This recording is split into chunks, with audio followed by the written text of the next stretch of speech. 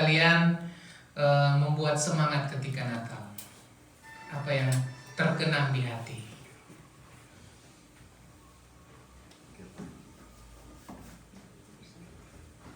Tadi keluarga ya. Ada lagi yang lain?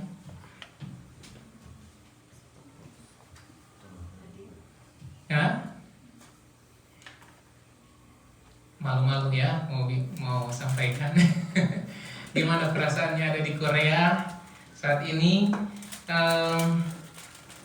Mungkin yang terbayang selain keluarga, mama, papa mungkin ya, kakak, adik, saudara, ya terbayang. Masih ingat masa kecil kita ketika Natal? Ya, Yesus juga punya masa kecilnya ketika dia terlahir sebagai manusia. Dia merasakan juga penderitaan, perjuangan seperti kita karena dia terlahir sebagai anak tukang kayu. Dia juga bekerja seperti teman-teman sekalian ya, mungkin di kilang ya, seperti itu. Luar biasa Tuhan kita. Itu sebabnya kita akan kembali merenungkan tentang Immanuel.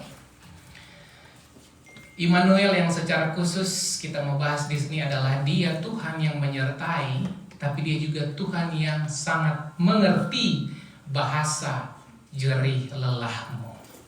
Mari kita buka di dalam Injil Matius tentang kelahiran Yesus Kristus. Kita baca sama-sama dalam Injil Matius 1 ayat 18 sampai 25. Boleh kita baca bergantian? Saya baca dulu ya ayat 18. Kelahiran Yesus Kristus adalah seperti berikut. Pada waktu Maria ibunya bertunangan dengan Yusuf, ternyata ia mengandung dari Roh Kudus sebelum mereka hidup sebagai suami istri. Karena Yusuf suaminya seorang yang berusaha hati dan tidak mau menerima istrinya menyembahmu, ia bermaksud menceraikannya dengan diam-diam. Tetapi ketika ia mempertimbangkan maksud itu, malaikat Tuhan nampak kepadanya dalam mimpi dan berkata, Yusuf anak Daud, janganlah engkau takut mengambil Maria sebagai istrimu, sebab anak yang di dalam kandungannya adalah dari Roh Kudus. Ia akan melahirkan anak laki-laki dan engkau menamakan dia Yesus, karena dialah yang akan menyelamatkan umatnya dari dosa-dosa.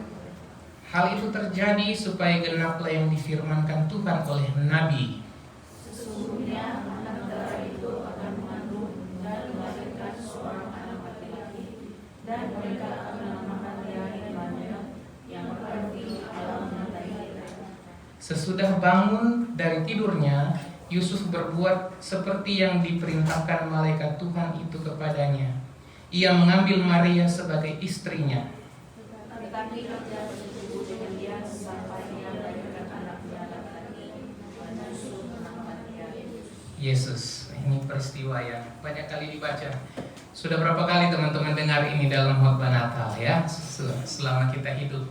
Ini luar biasa. Dan kalau saya merenungkan, kalau saya masih bisa menikmati Natal, bagi saya ini adalah mujizat Tuhan yang selalu harus disertai dengan ungkapan syukur. Bagaimana dengan teman-teman? Amin. Iya, sudah Natal.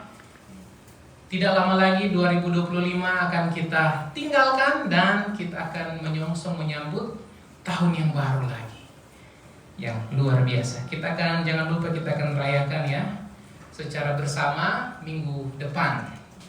Oke, next week jangan lupa datang, ajak sahabat kerabat kita, sama seperti para gembala yang di dalam Lukas pasal 2 menyambut kedatangan Yesus Kristus. Saya mau bertanya, di dalam perjalanan hidup kita, apa yang paling membuat kita capek?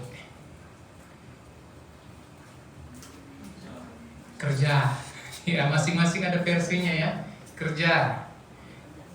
Oke. Semua setuju pasti kerja ya? Oke. Adakah yang lain juga? Yang paling membuat capek banget, Pak? Tidur juga capek. Ini luar biasa. Kerja capek, tidur juga capek. Saya pernah merasakan itu, saudara, waktu selesai bedah, tidur juga capek. Karena menantikan Tuhan kapan saya bisa pulang dari hospital. Ya. Ternyata tidur juga capek ya. Sehingga ada yang bilang kaum rebahan. Wih. Tapi puji Tuhan, meskipun teman-teman Kalau masih diberi waktu oleh Tuhan untuk ada rebahan dikit, itu patut disyukuri juga. Karena teman-teman itu sibuk bekerja, sangat capek ya. Mungkin beda dengan yang lain yang memang kaum rebahan total. Ya, banyak orang yang ingin ada pekerjaan tapi belum dapat gitu. Cari pekerjaan di negeri sendiri mungkin susah. Tapi kita meskipun capek bekerja, ya bahkan mungkin teman-teman sangat merindukan untuk bisa rebahan, untuk refreshing gitu ya. Tiba-tiba masuk chat besok kerja begini, semuanya harus disyukuri. Amin. Ya. Mana paling capek? Capek kerja, capek fisik, atau capek hati? Mana lebih capek? Ada tambahan juga, capek hati, capek pikiran juga. Aduh, dipikirkan. Kalau saya suami, saya memikirkan berapa hari lagi. Kalau kami di Manado biasa harus ada cake kue-kue Natal gitu. Sama kah di Sabah? Ya. Kalau saya tanya, sudah belikah kue Natalnya? Belum ada. Maka capek juga pikiran saya ya. Sebagai laki-laki, sebagai suami, memikirkan kue, makanan, apalagi baju baru ya untuk anak dan istri. Kadang laki-laki itu dia sudah tidak pikir dia mau pakai baju baru atau tidak. Mungkin ada teman-teman yang lihat saya jasnya begini-begini doang. Ya, tapi saya suka. Lagi pula kalau Desember begini winter ngapain beli baju baru? Karena semuanya akan tertutup dengan coat, kan? Dengan jaket yang tebal. Ya begitu ya. Ya, masing-masing punya versi. Kerja itu capek, capek hati juga itu menunggu yang tidak pasti itu capek atau tidak? Menunggu jawaban itu capek atau tidak? Capek juga ya. Yusuf pun begitu. Ya. Tapi Yusuf bukan menunggu lagi dijawab iya atau tidak, dia sudah bertunangan dengan Maria. Artinya mereka sudah menjaga hubungan mereka di hadapan Tuhan. Tapi tiba-tiba Maria mengandung. Dan dia belum tahu kan malaikat belum sampaikan. Waktu dia tahu kira-kira apa responnya. Waduh. Bagaikan ada peribahasa bilang disambar petir di siang bolong. Gimana itu ya? Pasti dia kaget. Kok saya sudah jaga hubungan saya dengan baik tapi dia tiba-tiba mengandung. Mungkin dia belum siap juga ya. Itu belum siap untuk punya anak. Ada kan yang seperti itu. Kalau sekarang itu ada banyak fenomena child free. Itu. Even udah married masih child free misalkan. Tapi itu pilihan, ya, pilihan. Yusuf mungkin saja dia belum siap. Dan kenapa Maria sudah mengandung? Tapi kita sudah tahu bersama cerita ini. Akhirnya malaikat Tuhan menampakkan diri. Dan apa yang malaikat Tuhan katakan? Di ayat 20 ya. Tetapi sebelumnya ketika Yusuf kaget, dia bermaksud untuk apa? Menceraikan atau mau meninggalkan Maria gitu. Jadi kemudian malaikat Tuhan datang membawa pesan Tuhan dan berkata, Yusuf, anak Daud, janganlah engkau takut mengambil Maria sebagai istrimu, sebab anak yang di dalam kandungannya adalah dari Roh Kudus. Dalam iman Kristiani kita memahami, menerima ini. Ya, banyak juga yang memperdebatkan hal ini di luar sana, tapi kita tidak perlu seperti itu. Karena kita punya iman bahwa Dia adalah Tuhan yang ya banyak kalau kita baca kisah-kisah di Alkitab termasuk Yesus itu banyak yang sepertinya tidak melampaui logika berpikir manusia. Tetapi itulah iman. Iman ada yang bisa diterima dengan akal pikiran, ya. Tetapi banyak kali kita mengalami sesuatu yang spektakuler, bahkan yang tidak bisa kita jelaskan dengan pikiran, kata-kata, dan perbuatan kita. Adakah saudara yang pernah mengalami pertolongan, miracle, keajaiban, mujizat? Amin? Ya, saya barusan mengalami mujizat pertolongan Tuhan. Dan saya percaya bukan karena kehebatan saya, tapi itu benar-benar saya mengalami Immanuel. Tuhan hadir di tengah ketakutan, kerisauan saya. Dan saat ini saya merasakan, bahkan saya merenungkan, justru melalui bedah saya bisa menyaksikan bagaimana mujizat Tuhan itu boleh saya alami secara pribadi. Dan teman-teman juga sementara mengalami itu di Korea Selatan ini. Amin. Ya, puji Tuhan. Yesus mungkin ketika dia dengar, wah saya sudah menjaga dengan baik, tapi kok bisa? Ya, dia capek pasti ya, sudah menunggu sekian lama, mungkin hari hanya sudah dekat entah. Tapi firman Tuhan datang, dia bilang jangan takut. Artinya apa? Tuhan menerima. Tuhan ingin bahwa kita menyadari bahwa kita ini sebenarnya tidak layak di hadapan Tuhan. Tapi Tuhan menerima kita layak. Tuhan yang melayakkan kita. Tuhan yang membenarkan kita. Sehingga kita perlu merespon, menghargai, dan menghormati kasih karunia Tuhan. Amin. Jangan pernah meninggalkan Yesus hanya demi emas, perak, atau permata. Haleluya.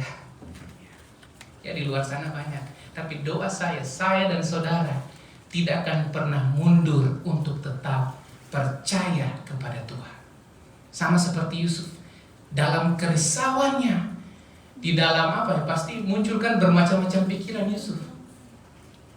Tapi satu kunci kemenangan daripada Yusuf adalah dia mau berserah, menyerah kepada apa yang Tuhan katakan. Ambil Maria sebagai istrimu. Apakah di sini tertulis Yusuf protes? Tidak ya, tidak dituliskan. Malaikat A, B, C, D, A tidak mau begini, tidak. Apa yang Yusuf lakukan? Sesudah bangun dari tidurnya, ayat 24, Yusuf berbuat seperti yang diperintahkan malaikat Tuhan itu kepadanya. Ia mengambil Maria sebagai istrinya. Percaya saja dan lakukan saja. Itu adalah kunci kemenangan iman Kristen. Amin. Percaya dan lakukan. Di luar sana mungkin saudara pernah baca enggak, itu banyak yang berdebat. Paulus bilang percaya saja, Yakobus bilang harus berbuat gitu, perbuatan gitu. Kita tidak perlu berdebat sedemikian rupa karena Alkitab kita ini ditulis oleh kurang lebih 40 orang penulis. Kurang lebih 1400 atau 1500 tahun lamanya loh baru lengkap ini tertulis. Luar biasa Tuhan kita ya. Jadi dia tidak cuma ditulis dalam satu hari, tapi dia turun mulai dari zaman Musa, ada Ayub di sana, kemudian zaman para raja, para nabi, sampai kemudian kita paling terakhir? Yohanes ya, Wahyu ya, yang diwahyukan kepada Yohanes. Ini menunjukkan bahwa firman Allah itu kekal. Ada banyak upaya untuk membakar, memusnahkan firman ini Alkitab. Tapi sampai sekarang Alkitab yang di dalamnya Alkitab ini adalah firman Tuhan yang di dalamnya banyak orang dimenangkan, banyak orang mengalami pertolongan. Kuncinya di sini adalah percaya dan melakukan firman. Amin.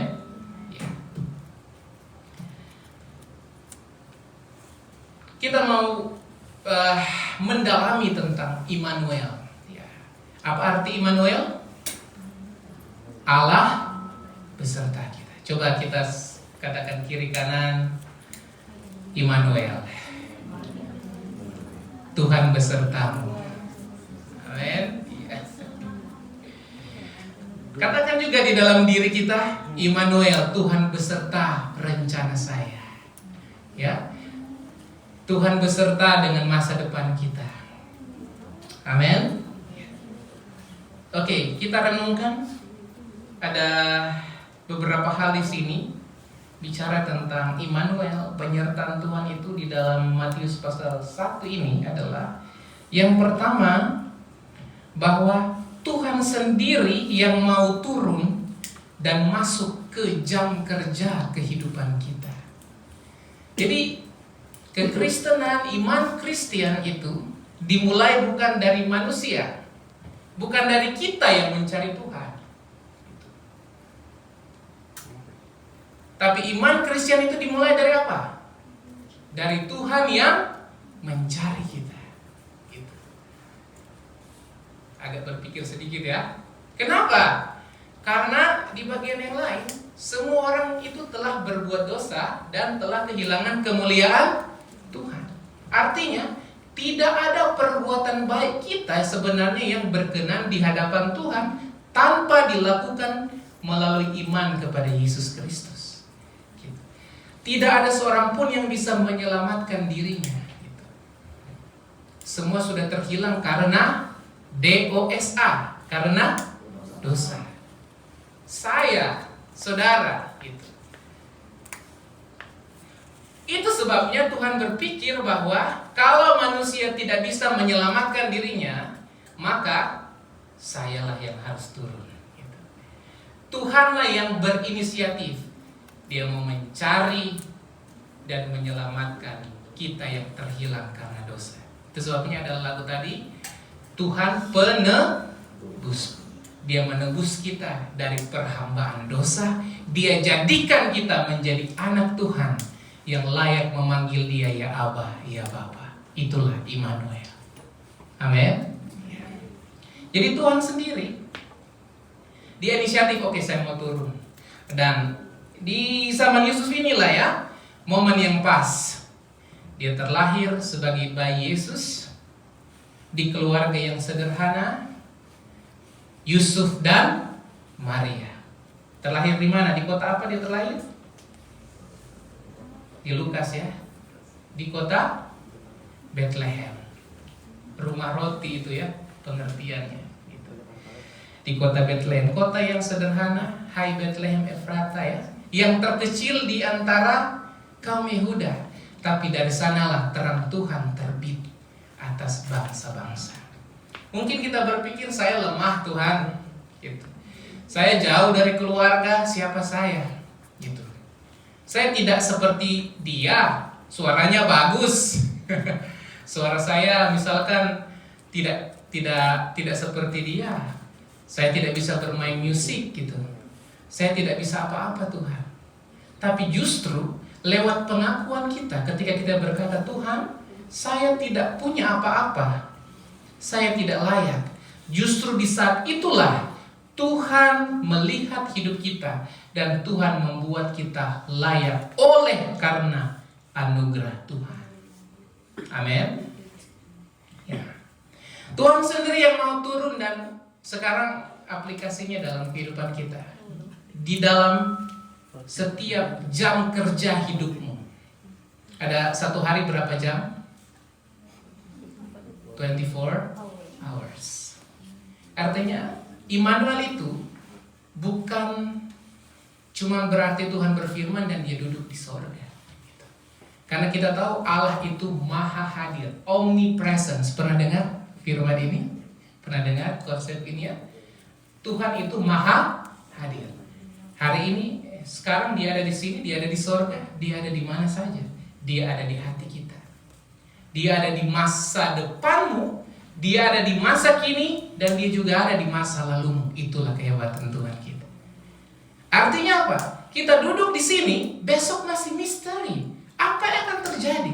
Tapi Tuhan sudah tahu apa yang ada di masa depan, hari esokmu. Tuhan tahu, dan Tuhan sementara merencanakan yang terindah. Amin. Dan itulah Immanuel. Di dalam Matius 1 ayat 23, Tuhanlah yang mengambil bagian menjadi manusia. Dia jadi sama seperti kita. Punya mata, ya kan? Punya hidung, telinga.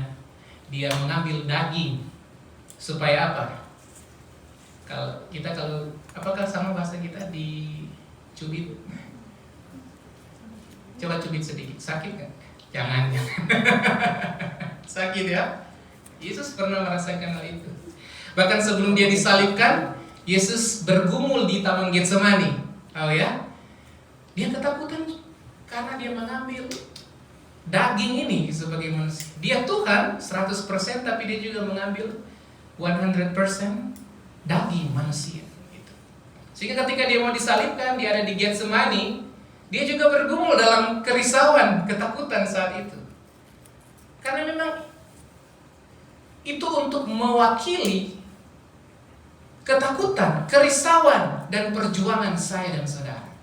Bahkan digambarkan di Getsemani waktu dia mau disalibkan besok ya, Yesus berdoa, peluhnya seperti darah.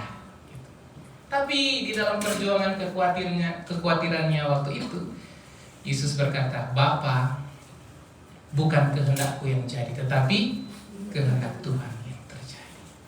Sudahkah hari ini kita berkata, Bapa, bukan kehendak saya yang jadi, tapi biar kehendak-Mu yang terjadi. Ini memang tidak mudah ya, karena semua kita ingin yang baik-baik saja. Tetapi terkadang yang kita tahu baik belum tentu yang terbaik di mata Tuhan. Kuncinya di sini adalah kita mau bersyukur dan menerima Immanuel dalam setiap bentuk, dalam setiap kehadiran Tuhan di dalam hidupmu. Mungkin kita berpikir bahwa Tuhan, saya mau pokoknya kerjaan lancar, gaji, salary harus lancar, overtime dibayar lancar. Karena saya mau tanya dalam pengalaman hidup teman-teman, apakah semua lancar?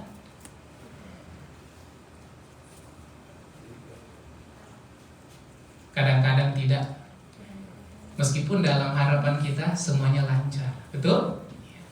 Tapi itulah realita kehidupan manusia. Bahkan ketika Yesus terlahir, dia dibesarkan Yesus dibesarkan di daerah Nazaret ya, bukan di Bethlehem ya. Dia terlahir saja di Bethlehem, dia dibesarkan di Nazaret ya, yang di sebelah utara lagi, ya, Nerf. Bahkan mungkin kita berpikir ini sudah Tuhan loh, sudah Yesus sendiri. Ya, dia terlahir, dia tidak langsung disambut sebagai raja. Malah ketika dia kembali ke Nazaret, dia sudah banyak melakukan mujizat. Orang-orang di sana bilang, siapa dia? Gitu kan. Tidak semua orang yang menerima Yesus pada saat itu. Bahkan mereka menyalibkan Yesus. Nah, itulah realita kehidupan. Kadang-kadang kita berpikir, Tuhan, saya mau benar-benar diterima, di pergaulan diterima. Saya mau dianggap yang paling baik. Coba, apa harapan kita ketika kita berteman, bersahabat? Kita mau dianggap paling baik, ya, paling bisa membantu. Kok saya sudah bantu dia tidak pernah care dengan saya. Ada yang punya pengalaman seperti itu ya. Saya sudah banyak membantu, banyak memberi, tapi balasannya tidak seperti apa yang saya harapkan. Gitu. Jauh sebelum itu Yesus sudah mengalami hal itu.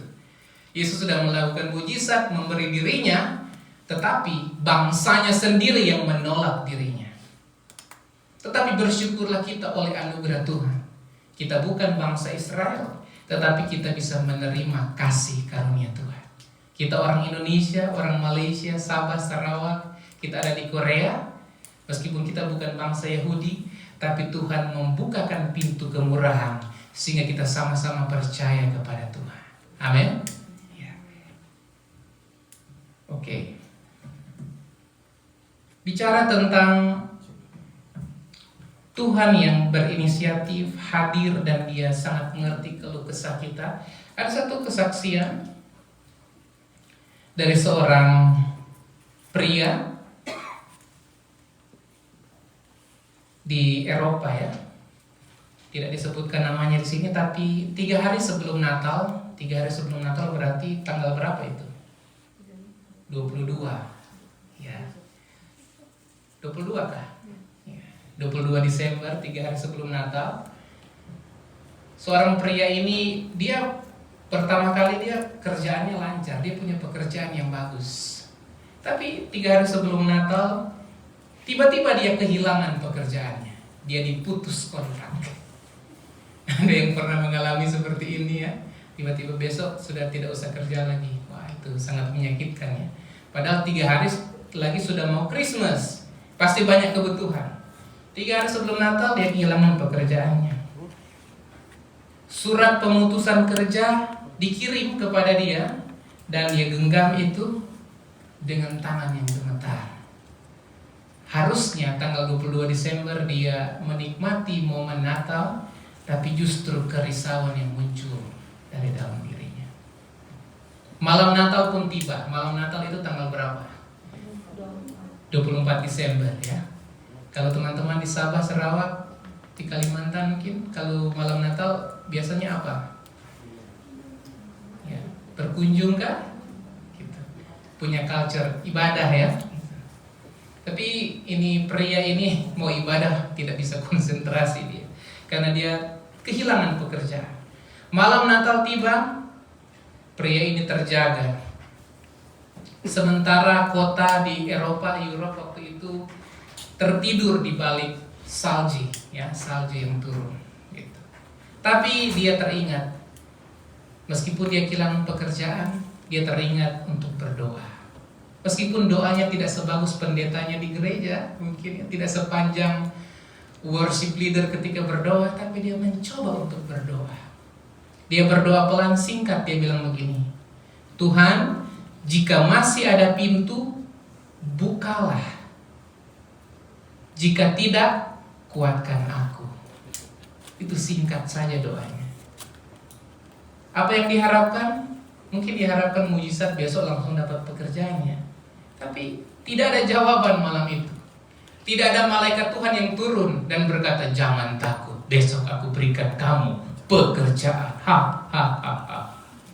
Tidak ya. Mungkin dia mau berharap mujizat seperti Yusuf ya, ketemu malaikat meskipun di mimpi. Ada yang pernah ketemu malaikat di mimpi? Puji Tuhan ya. Tidak ada jawaban, cuma salju yang turun, salju yang turun. Hatinya ya belajar untuk berserah. Tapi 25 Desember tidak ada mujizat, tidak ada pertolongan. Dia pikir dia sudah pasrah. Dia mulai kuat. Tapi besoknya 26 Desember tiba-tiba ponselnya, handphonenya bergetar dan sebuah panggilan yang tak terduga. Ada pekerjaan yang baru. Bukan pekerjaan lama. Mungkin dia mau kembali diterima karena dia sudah nyaman tempat kerja yang lama. Bukan pekerjaan lama. Tempat yang baru yang mungkin bagi dia belum tentu lebih baik dari tempat sebelumnya. Tetapi dia syukuri itu. Tempat yang baru dan ternyata lebih baik dan lebih layak. Terkadang Tuhan menutup satu pintu untuk membuka pintu yang lebih baik lagi buat kita. Ini kesaksian nyata yang saya kutip dari Eastern Europe Christian Workforce Records tahun 2009 dari seorang pria anonim tanpa nama. Adakah yang pernah mengalami peristiwa mirip seperti ini? Tidak harus sama seperti pria ini. Tidak harus sama seperti Joseph, Yusuf. Tidak harus sama seperti Musa. Tetapi saya percaya Tuhan hadir dengan mujizat dan pertolongannya di dalam diri kita masing-masing. Karena kita adalah anak-anak yang dikasihi oleh Tuhan. Amin. Ya. Kalau pintu tertutup, terkadang kita mau gedor, kita mau paksakan, pokoknya harus terbuka Tuhan. Ada yang pernah mengalami seperti itu? Ya. Kalau sudah saking Tuhan bilang minta akan diberi, cari akan mendapat. Makanya cari bro, ya kan? Baru akan mendapat. Ketoklah baru pintu akan dibukakan. Tapi terkadang mungkin kita ya memaksakan ya itu manusia. Tapi kalau Tuhan atur memang kita gedor dan pintu terbuka, berarti disitulah jalan Tuhan. Tapi terkadang kita sudah gedor pintu, kita sudah ketok pintu, tidak terbuka. Tuhan tutup pintu itu. Harus pindah ke tempat lain yang mungkin kita lihat tidak ada pintu. Tapi ternyata Tuhan menutup satu pintu untuk membukakan, mungkin bukan pintu, tetapi jalan yang lebih luas, lebih lega bagi kita karena Tuhan tahu yang terbaik bagi saya dan saudara. Amin. Ya. Menyambut Natal ini, saya percaya kita punya kesaksian yang luar biasa. Yang kedua, Immanuel itu bagaikan GPS. Tahu ya GPS ya? Ya. Yang memandu kita. Bagaikan GPS di tengah kebutaan kita, di tengah misteri yang kita tidak tahu akan hari esok. Saya mau tanya, waktu datang di Korea, apa yang paling membuat kita semacam apa ya? Culture shock di sini. Kalau saya makanan, teman-teman apa? Culture shocknya? Hah? Oh itu maksudnya. Language barrier, ya. Tantangan berbahasa. Dulu sampai sekarang pun saya masih tetap bergumul dengan bahasa. Kemarin saya sempat ditelepon oleh, kalau kami di Indonesia sebut Pak Pos apa ya, yang mengirim surat gitu. Adalah paket yang terkirim ya. Oh, Brother Andreas tahu itu.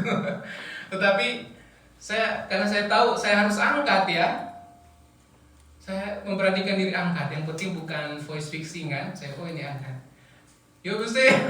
Ya kan, waduh. Ini gara-gara saya tidak belajar dengan baik ini.